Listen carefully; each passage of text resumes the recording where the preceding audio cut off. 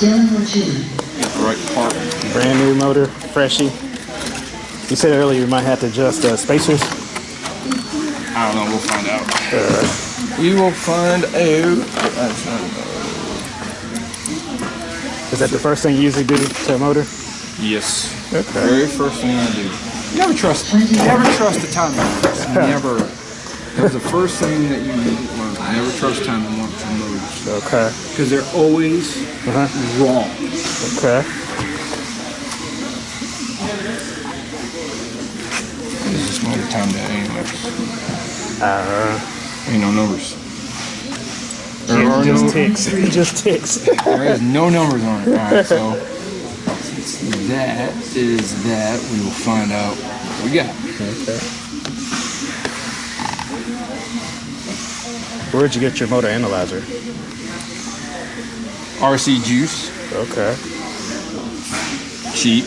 I know there's a bunch of other ones out there on the market, but I got a deal on this one, so I was like, yeah, might as well get it. So I bought it. Okay.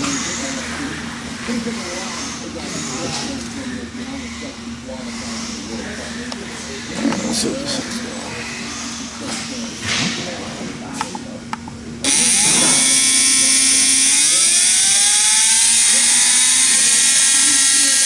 That motor's loud.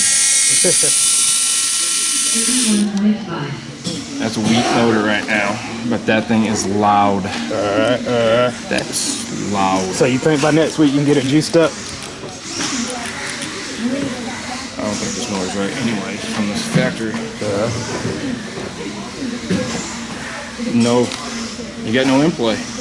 It's solid. It means it's hitting something. Yeah. It should never be that loud.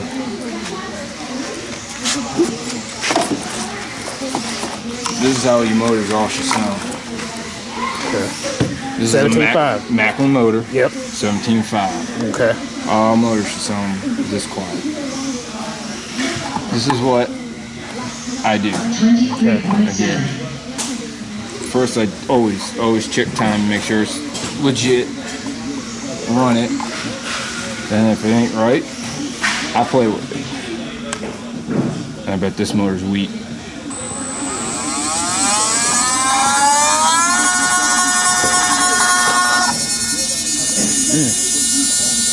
I'm always pulling only 5 amps. I could go up higher, but that's how loud your motor should be. Okay. That is way too loud. And this has just a little bit of play. Right. Yeah, that has none. This has hardly any. None. Absolutely none. Well, it's only pulling 1 amp though, so it's kind of cheesy. And none of this, what I do, avoids anything. It's just 21.4.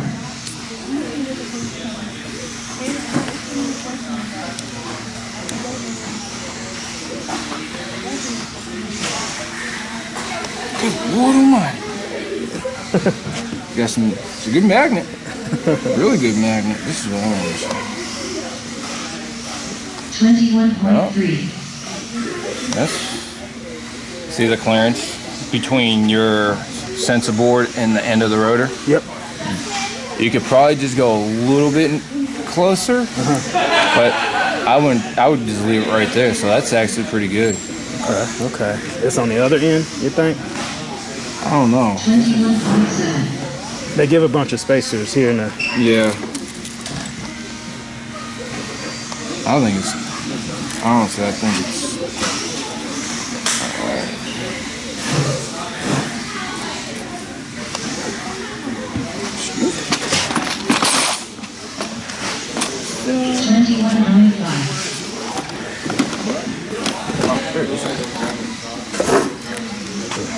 Barkman's train oil for bearings, for model trains. Okay. What is it called again? Barkman's Okay. lube. Okay. And it basically, it's better than cum drops. It doesn't gum up or whatever. It just actually works the way it's supposed to work. Okay. That's another thing that I do. Always lube the bearings in and out. If I can get to that one. Take that off. Fuck that. 21.3. But yeah, people out there saying these motors are from the factory, timed right. Yeah, they're never timed. They never timed. They're so far wrong, it's not even funny. So that's the reason why I do what I do. Okay. 20.7. And I'm good at doing this, but I'm not good enough to take the sensor boards completely apart. Okay. I'm not good enough to desolder those yet. Right. Because if you can get those, your timing sensors perfectly even, you have so much more efficient motor. I'm not that good yet. I don't have that small. One, I don't have that small of a solder, but I don't have that steady. Is that a trick that people do in 17.5, you think? They do that in 17.5, 21.5, 25.5, any motor. Okay. The closer you get the sensor board to each other, all three phases, the more efficient the motor is going to be. Okay. It always has been, and it always will be that way. That's the reason I don't trust the time marks at the factory site. Okay. I don't trust factories neither. Yeah, these one of these cheap $10 motors from China. Hey, it doesn't matter, cheap motor or not. Sometimes the cheaper motors work better than the high dollar motors.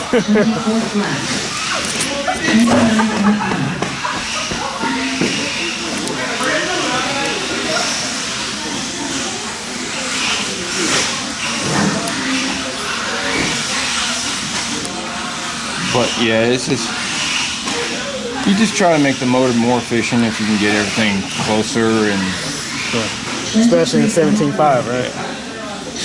stock racing, because I do 17.5. And then I do USGT, which is a spec motor.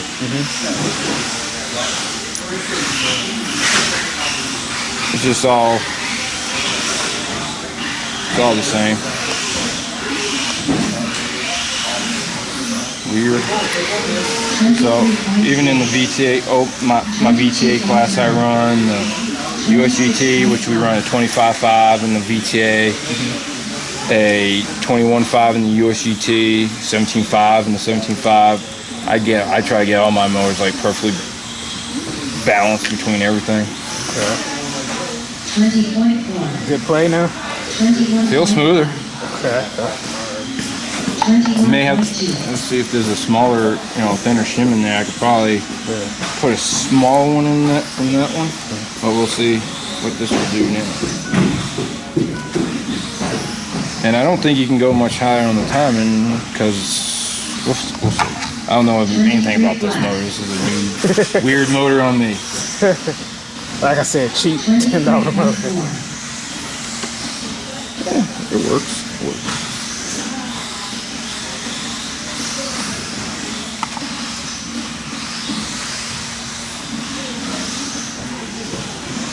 Alright, what's going on?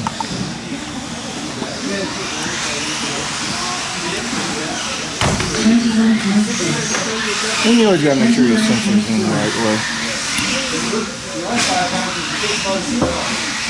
Make sure your sensor wire's in before you start it up and make it the right way. Right. I have it backwards. Many times do I do this?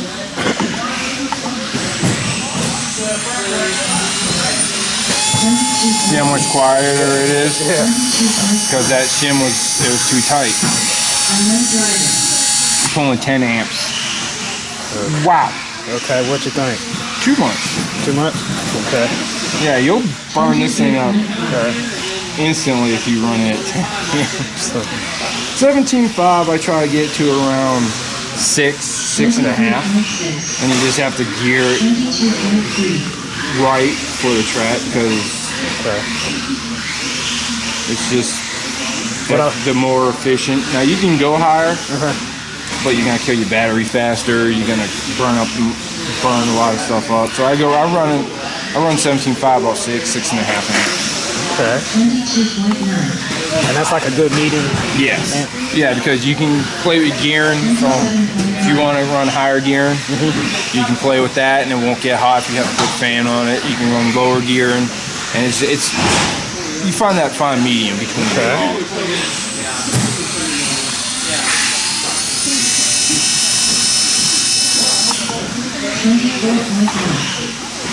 Come on. 22.5. Adjusting timing still, or? Yeah, I'm still adjusting timing. Okay. And like I said, since you don't have timing numbers like that one does, it's hard to figure out exactly what timing you got in this. 23.2. That motor's quiet. Wow. Woo. A little bit too much. But also another thing, when you take it apart, you always lube the bearings in it because they come dry. Okay. How accurate you gotta be on timing when you adjusting the tick marks? Yeah. How accurate you gotta be? I make sure if I want to pull, see what I do is I make it pull 6 amps, Okay. 6.5 amps. I make sure that number is exact on what I want. Okay. There is no. Before you even put it in the car. And I went too low. Yeah, I make sure that if I want that thing to pull 6 amps, I pull 6 amps. How critical this is in on-road racing? Critical. Very. It's not as bad in off-road because you don't have the grip Right. as on-road. If I had my on-road cars here, I'd pull one of the motors out. Matter of fact, I think I got some in there. And I'm pulling almost 8 amps with them. Okay. 8 amps.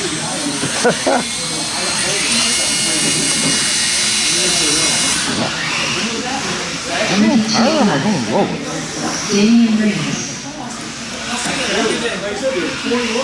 Yeah, I think I got one of my motive motors in there and getting empty.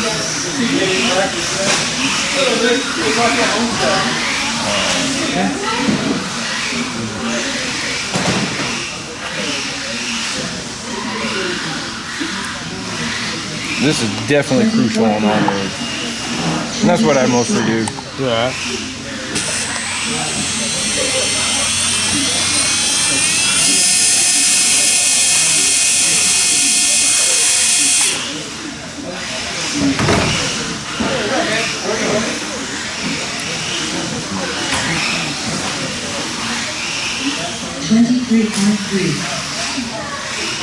Did you do any motor work for anybody else, or strictly just yourself?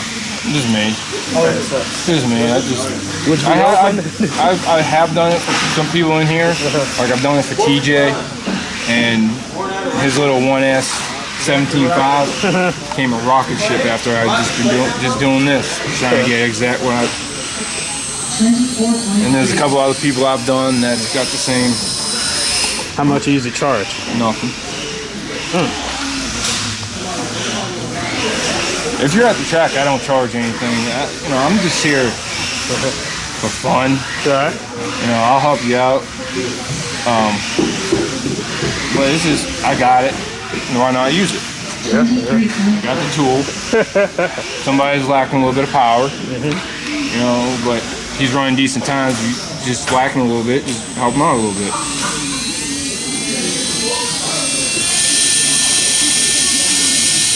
I'm just not doing what I want it to do. Seriously, this motor is really getting me aggravated right now. No, since there's no timing marks, it just has hash marks, it's harder to get what I want. Because at least I can look at timing marks and say, oh, I'm 2 degrees here, and I can just move it up 2 degrees, like on this motor. Yep. Then I can, go from there, and it's a little bit more fine adjustments. Right. This one just has hash marks. But how much was that motor compared to that motor? That's a $100 motor. Yeah.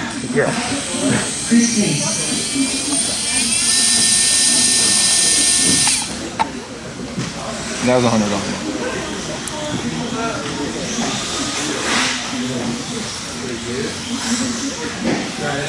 Yeah. I don't understand this.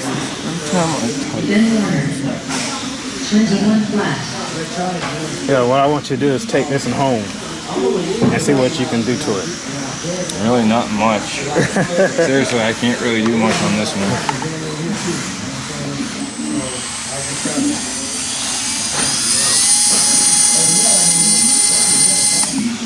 Getting a little bit. Getting there. Getting there. Wow. But you see, even that pulling 8.5 Yes. amps, how much quieter it was compared to Yeah. last time. Because that's just by taking out that one shim because it was too tight. It was just way, the motor was just way too tight. 22.4.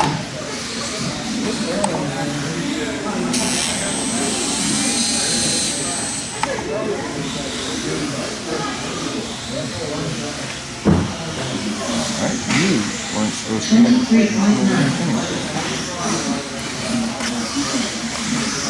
I think I found the downfall of this motor. What's that? That those screws actually hold the sensor board from moving, 28.2. and it just vibrated loose.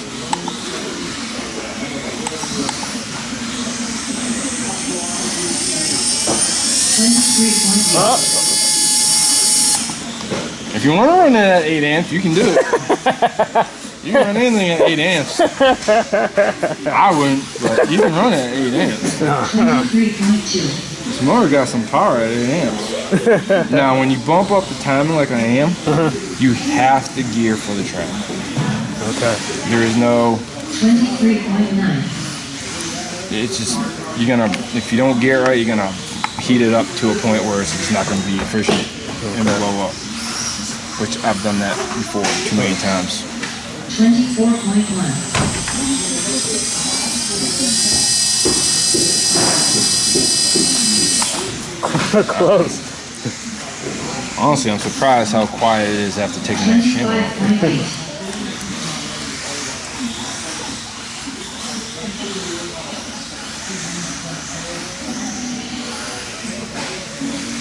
24.4.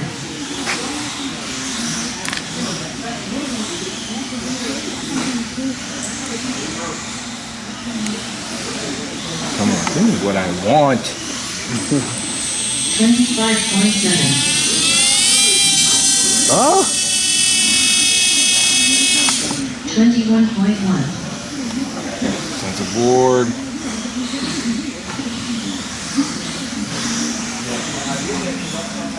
That's what I hate.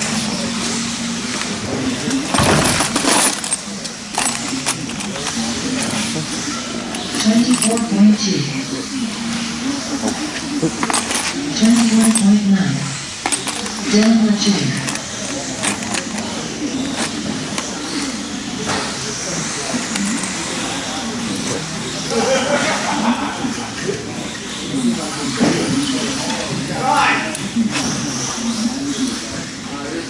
23.6.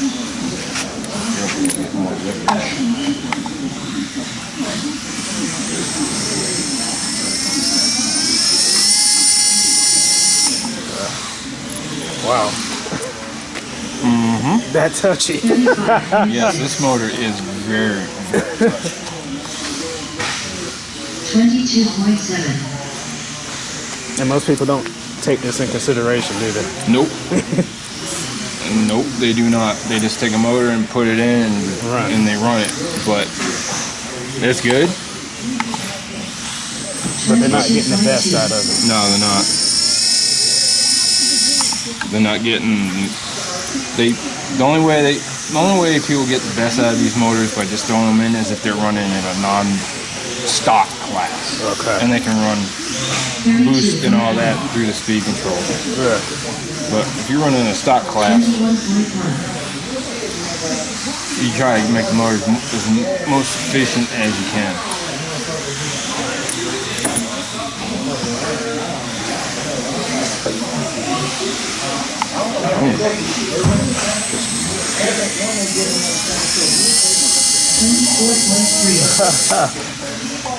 22.7.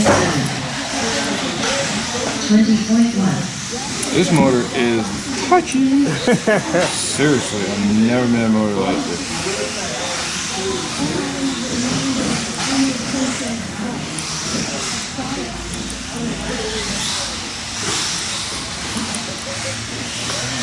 Damn, I've never had this much issues trying to get what I want out of a motor.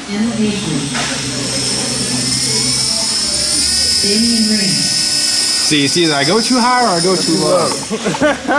I can't get what I want. Have you ever seen this in a motor?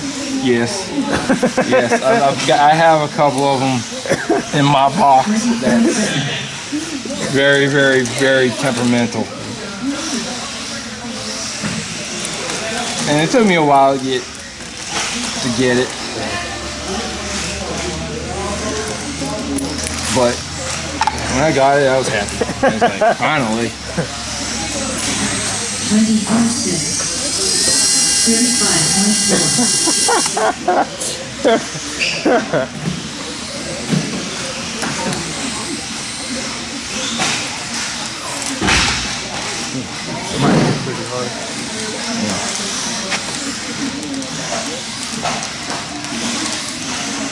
21.9. 26.3.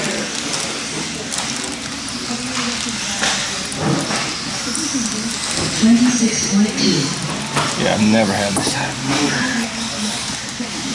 That's what happens when you get a $40 motor. 21.2.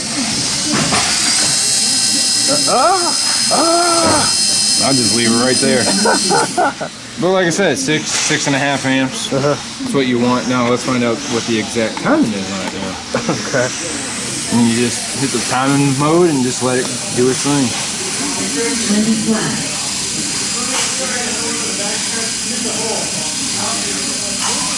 Now you just have to gear properly for this. It is a little higher than 4 normal. flat.